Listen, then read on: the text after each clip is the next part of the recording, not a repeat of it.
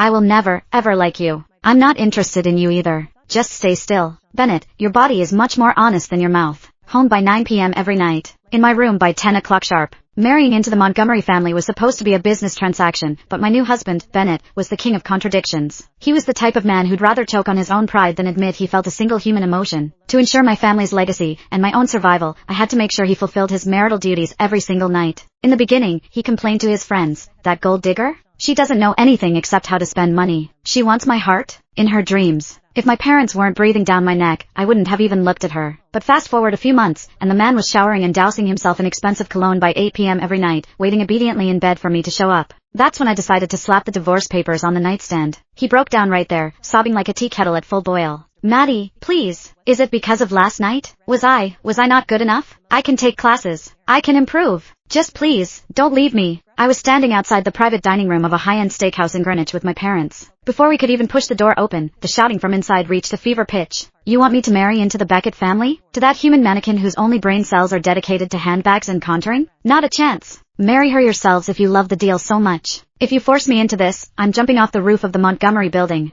I caught my parents' eyes. My mother winced, and my father's face went pale. It wasn't exactly the warm welcome we were hoping for. Suddenly, the door was yanked open from the inside. I didn't even have time to blink before a tall, imposing figure stormed past me. The wind of his movement ruffled my hair, but he didn't even spare me a glance. Inside the room, the elder Mr. Montgomery looked mortified. He forced a smile, offering frantic apologies. My parents, desperate to save our failing empire, nodded and bowed, terrified of offending the man holding our financial lifeline. My chest tightened. If it weren't for the Beckett Group's latest tech project imploding and our credit lines drying up, I wouldn't be reduced to selling myself to save the family name. Regardless of Bennett Montgomery's tantrum, the marriage was a done deal. I heard rumors that he smashed a vintage whiskey set at his penthouse and threatened to move to London. On the day we were supposed to sign the papers at City Hall, he didn't even show up. He sent his assistant with his ID and a power of attorney, using a private entrance to avoid the press. A wedding? Not a chance. Armed with a marriage license and a heavy heart, I dragged my suitcases into Bennett's sprawling estate in the hills. His father had given me the gate code. As I stepped into the foyer, I heard voices drifting down from the second-floor study. The door was ajar. "Ben, man, it's your wedding night. You're really just gonna sit here and play Call of Duty with us?"